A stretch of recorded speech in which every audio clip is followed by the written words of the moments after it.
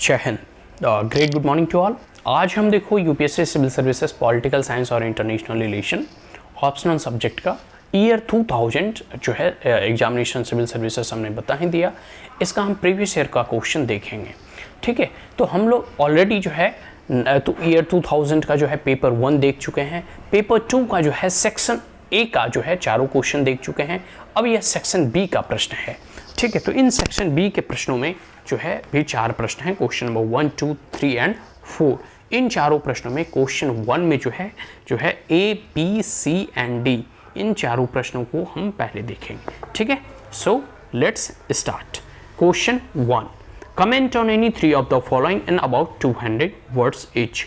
हमें जो है इस पे कमेंट करना है और लगभग जो है 200 शब्दों की जो है शब्द सीमा का भी हमें ध्यान रखना है। क्वेश्चन नंबर ए, ये देखो जो है ना एक प्रकार से कह सकते हो बहुत ही इजी क्वेश्चन है, लेकिन हाँ बहुत फैक्चुअल इन नेचर है। अगर आपको इसका आंसर पता है तो आप आसानी से जो है इसमें लिख देंगे।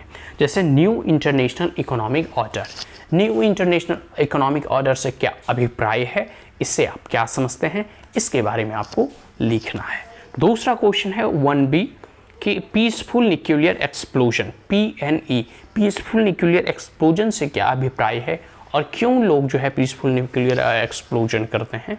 ठीक है, एक प्रकार से पीसफुल तो नाम दिया जाता है, लेकिन न्यूक्लियर एक्सप्लोजन जो भी कर रहा है वो पीसफुल नहीं होता है। ठीक है, वो करता ही इसी उद्देश्य से है कि कोई देश अगर उस पर अटैक करे तो हम उसका प्रत्युत्तर और रिटेलिएशन कर सकें। क्वेश्चन नंबर 1C देख लो, potential of non conventional energy source. देखो एक तो कन्वेंशनल एनर्जी सोर्स क्या है, जैसे कोयला हो गया, लकड़ी हो गया, ये सब कन्वेंशनल एनर्जी सोर्स है जिसमें फॉसिल फ्यूल्स वगैरह हैं जिसमें बहुत धुआं देता है। नॉन कन्वेंशनल कहने का मतलब है जैसे सौर ऊर्जा हो गया, जियोथर्मल पावर हो गया, विंड एनर्जी हो गया, हाइड्रो पावर हो गया, ये अनकन्वेंशनल सोर्स है। ठीक है, न्यूक्लियर पावर हो गए, पावर प्लांट हो गए। ठीक है, तो ये से नॉन कन्वेंशनल एनर्जी। अभी देखो भारत जो है 500 गीगावाट का टारगेट लेके चले हैं मोदी जी कि 2030 तक भारत 500 गीगावाट सोलर पावर या फिर रिन्यूएबल एनर्जी को जनरेट करेगा। ठीक है, और डी में है समिट डिप्लोमेसी। समिट डिप्लोमेसी से क्या समझते हैं, समिट डिप्लोमेसी का मतलब यही होता है, देखो एक देश दूसरे देश के साथ तो बात विचार हमेशा करते रहता है, लेकिन समिट मतलब होता है कि शिखर। ठीक है, समिट का मतलब होता है शिखर। शिखर कहा जाता है जैसे पर्वत का, मालाओं का शिखर होता है ना, शिखा चोटी होती है, शिखर शिखा चोटी, तो मतलब जो शीर्ष स्थान पर हो। तो जब भी समिट डिप्लोमेसी होती है तो उस देश के राष्ट्रीय अध्यक्ष सम्मिलित होते हैं और उस देश के जो सुप्रीम जो कह सकते हो पावरफुल लोग होते हैं, जैसे भारत के प्राइम मिनिस्टर हैं, अमेरिका के राष्ट्रपति हैं। तो जैसे भारत में भी G20 का समिट हुआ तो उसको शिखर सम्मेलन कहा जाता है, उसको जो है समिट डिप्लोमेसी कहा जाता है, जब देश के राष्ट्रीय अध्यक्ष या राष्ट्र के प्रमुख जो है उन सम्मेलन में सहभागी बनते हैं, पार्टिसिपेट करते हैं और हिस्सा लेते हैं। बातें समझ में आ गई। क्वेश्चन नंबर 1 का हो गया, सारे चारों क्वेश्चन हो गया। इन 4 में किसी 3 का लिखना है हमें 2-2 शब्दों की शब्द सीमा के अंतर्गत। अब हम क्वेश्चन नंबर 2 देखते हैं कि examine the Israel Arab conflict. हमें जो है इजराइल अरब कॉन्फ्लिक्ट के बारे में लिखना है। इजराइल अरब कॉन्फ्लिक्ट क्या है आपको मालूम ही है, जैसे फलस्तीन का इशू है, इजिप्ट हो गया और बहुत सारे जॉर्डन हो गया, उनके साथ जो है कॉन्फ्लिक्ट और विवाद चलते रहता है। तो हमें इजराइल और अरब मतलब पूरा इस्लामिक देश, और एक इजराइल यहूदियों का देश, इन दोनों में क्या विवाद है इसके बारे में लिखना है।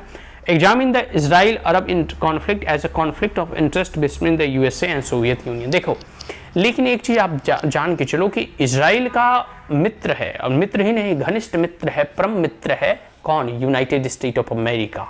और अरब कंट्री को सपोर्ट करता है, खास करके फलस्तीन वगैरह को या फिर जितने भी इजिप्ट वगैरह हैं उसको समर्थन देता है कौन, USSR। तो ये शीत युद्ध से संबंधित मुख्यतः प्रश्न है।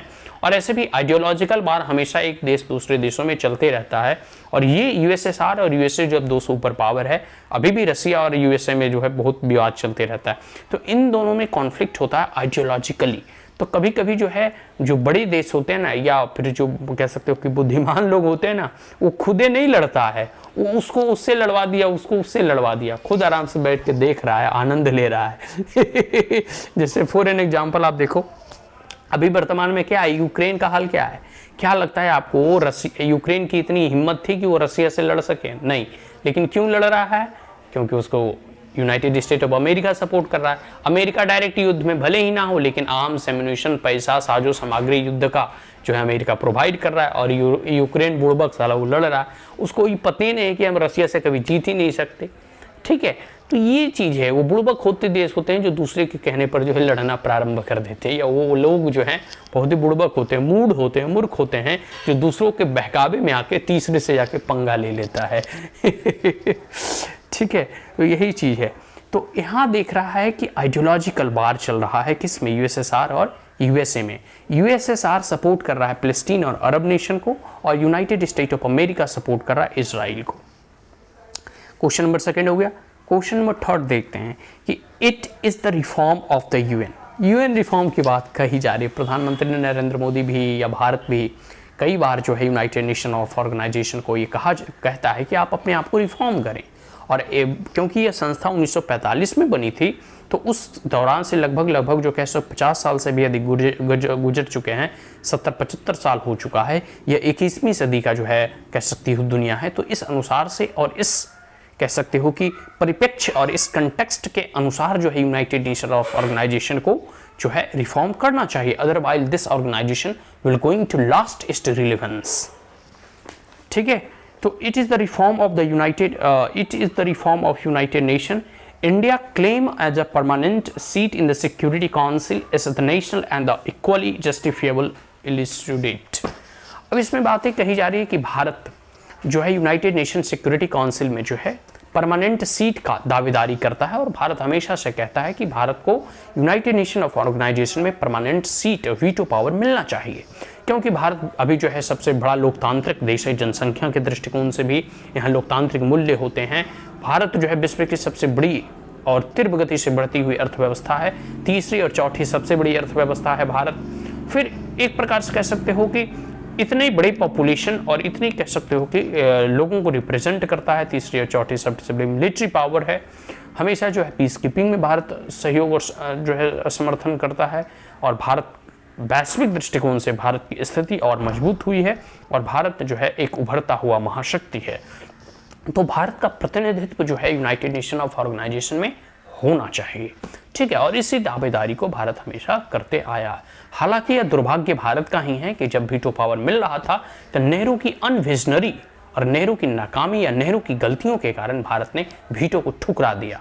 तो कई बार यह बातें भी उभर कर आती है कि जब तुम्हें वीटो पावर मिल रहा था तो लिया क्यों नहीं। अब जो है जब वो वही वीटो पावर चाइना को मिल गया, तो आज जो है कह सकते हो कि आप वीटो पावर की डिमांड कर रहे हैं। तो खैर ये चीज़ है, वो नेहरू का अपना विजन था, ये प्रधानमंत्री नरेंद्र मोदी का अपना विजन है। ठीक है, तो सबके अपने अपने विजन होते हैं, और इसी कारण जो है आपको देखोगे तो नेहरू 1962 में उन्हें पराजय झेलनी पड़ी, और नरेंद्र मोदी जो है सर्जिकल स्ट्राइक करते हैं। तो व्यक्ति का अपना अपना प्रभाव होता है, कोई कायर और कोई जो है वीर होता है।